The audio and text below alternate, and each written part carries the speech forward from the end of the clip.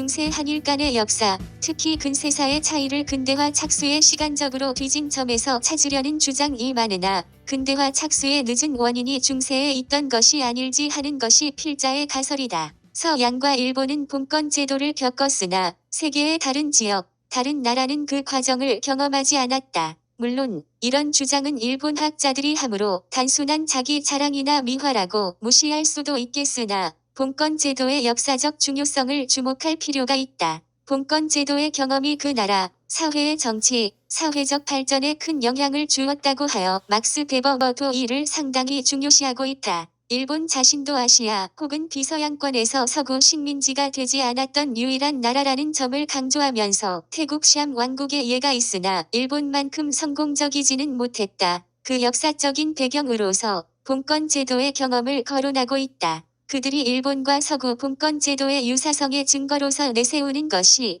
그들의 성이 중국과 한국의 성벽월과 달리 캐슬이라는 점과 지금까지도 남아있는 문장 등이다. 이러한 주장이 독선적이고 견강보회, 아전인수로 들리는 것은 사실이나 현실적으로 비서양권에서 그들만이 이룩했던 근세사에서의 특출한 위상을 고려할 때 그 근거하는 바를 제대로 검토, 연구하여 옳다면 거기서 배워야 하며 옳지 않다면 그것을 확인한 후에 무시하는 것이 현명한 방법이지 마땅치 않은 주장이라고 무조건 배척하는 것은 잘못이다. 중간 삽입 5. 그런 연구 결과 봉건주의 경험이 사회 발전에 유익하며 불가결하다는 결론이 나왔다 해도 이제 우리가 역사의 시계를 거꾸로 돌릴 수는 없으므로 지금 시점에서 할 수 있는 보완책을 연구해야 할 것이다. 역사란 과거를 돌아보고 미래에 대비하기 위해 그 존재의의가 있다는 것이 내 생각이다. 자랑하기 위한 역사란 옛 조상은 잘났으나 오늘날의 나는 못났다는 증명일 뿐이며 어리석은 사회 구성원을 통치하는 수단으로 쓰이고 있는 것이 현실이다. 이런 의미로 역사 교육은 사관의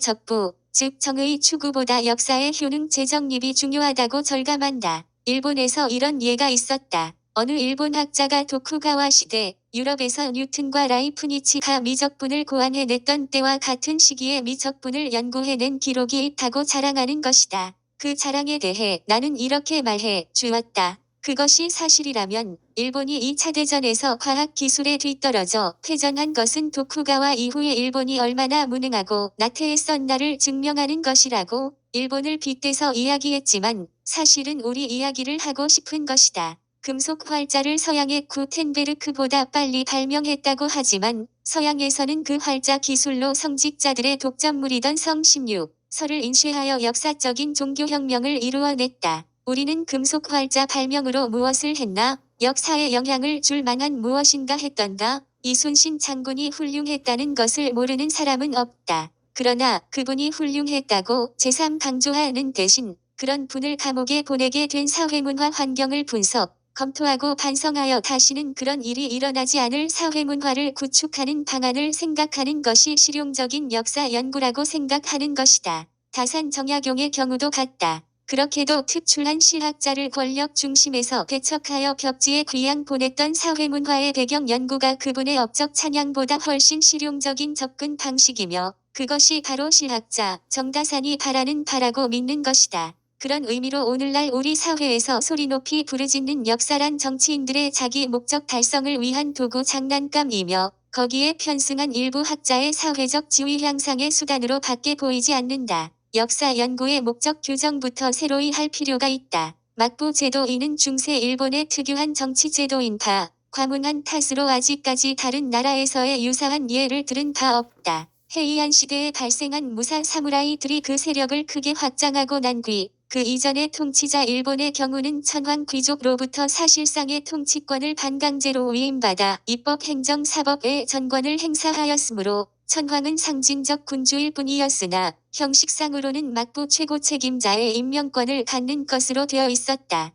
가마쿠라, 막부 제일 처음 생긴 막부가 가마쿠라, 막부인데 천황의 호위대 용병 노릇을 하다가 세력 다툼에서 타이라 일족에게 패해 당시로는 변방인 가마쿠라 지방 지금의 동경 남쪽 해변 지역에 유배되었던 미나모토 씨 후손이 다시 일어나 평씨를 밀어내고 조정, 천황으로 하여금 스스로를 정의대장군, 군 총사령관으로 임용하게 하여 군사만이 아닌 통치권 전부를 행사하는 관례를 확립했고 뒤에 설명하는 다른 막부도 그 전례를 따라 제도화한 것이다. 이것이 일본 무인인 정치의 시작이며 중세 동안 계속되다가 메이지 유신으로 끝이 났다. 한반도에서는 고려 조정이 원의 침입을 받아 강화도로 피난 갔을 때 무인 최 씨들이 정권을 쥔 일이 있기는 하나 막부와 같이 제도화하지는 못했고 기간도 길지 못해 사회적, 역사적 의미 17가 별로 없는 사건으로 끝나버렸다. 가마쿠라 막부는 창시자의 처가 세력 호조의 탈권으로 내부 분부하여 멸망했다. 신세력은 호조 막부라 칭하였으나 막부 제도의 창시자도 아니고 마지막 막부인 도쿠가와 막부처럼 장기 집권으로 정교한 통치 제도를 확립시킨 공도 없기 때문에 역사에서 특별하게 거론되는 일도 적으나 필자의 추측으로는 막부 제도의 존속에 영향을 주었을 것이다.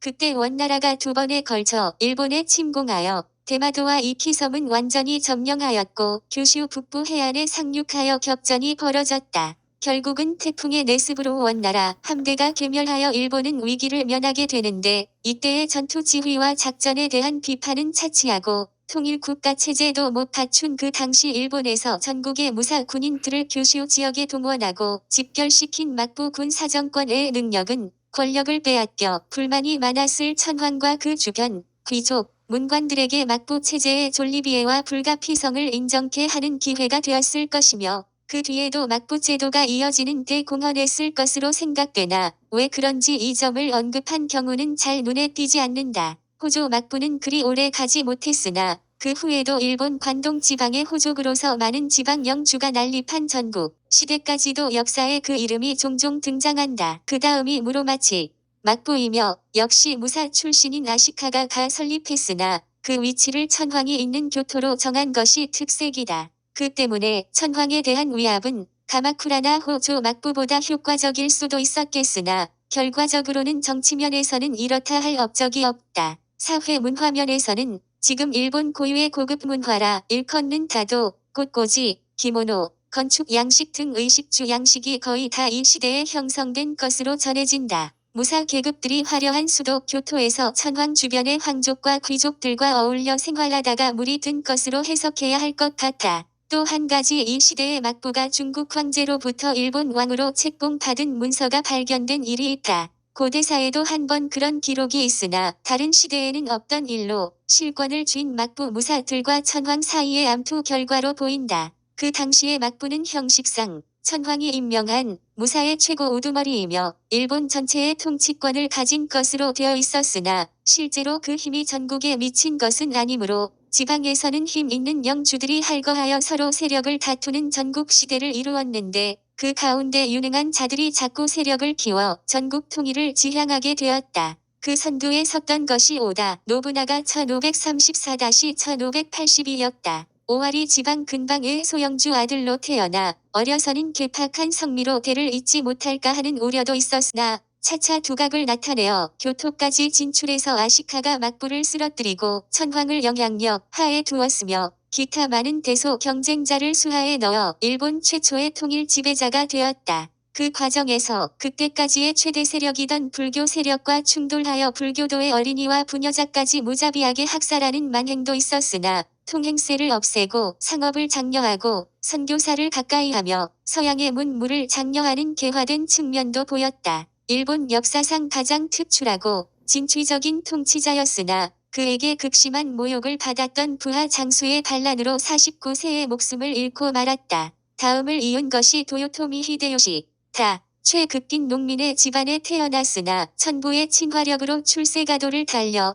간파구 천황의 바로 다음 자리에까지 올라갔다. 더 올라갈 자리가 없자 스스로 타이코라는 자리를 만들어 올라갔다. 그는 제일 처음에는 오다 노부나가의 신발지기가 되었는데 겨울에 노부나가의 신발 조올이 이 차가워질까봐 가슴에 안고 덮였다는 일화가 전해지고 있다. 젊어서는 총명하고 친화력이 있어 크게 출세했는데 늙어서 시작한 조선 침공은 당시에도 인기가 좋지 않았고 역사상으로도 왜 조선에 침공해야 했는지 이해할 수 없다는 말이 많이 나온다. 그렇게 총명했던 사람이 누가 보아도 성공 가능성이 없는 출병을 한 이유를 알 수 없다는 것이다. 유일하고 논리적인 추측은 국내 통일 시까지는 정복한 영주의 땅을 전쟁 공로가 있는 부하에게 상으로 분배해 주었는데 전국 통일이 되고 나니 더 이상 상으로 줄 땅이 없어서 외국 조선 침공을 시작했다는 설명이다. 후계할 아들이 없어서 조카를 양자로 삼아 간파국까지 시켰는데 친자식이 태어나자 결국 양자를 사형시키는 등의 어리석은 행동이 많아져 결국 시데요시 사후에 도쿠가와 이에야스에게 정권을 빼앗기고 만다.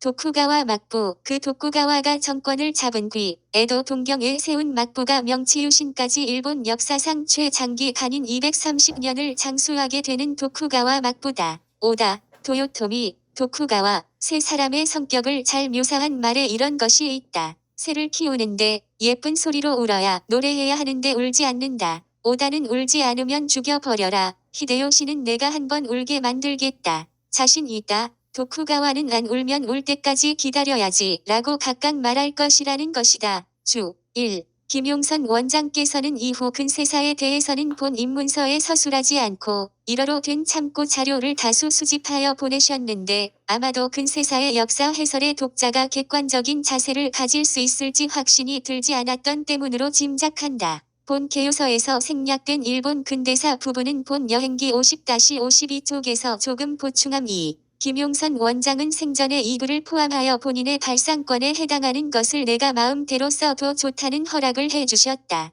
발상권이란 용어는 최초로 발상을 한 사람에게 주어야 할 지적 인정으로서 저작권과는 별도로 필요할 것 같다며 그 분이 만든 용어다. 예를 들어 본 개요서 본문에 들어있는 중간 삽입 1-5은 김용선 원장의 발상권에 속한다.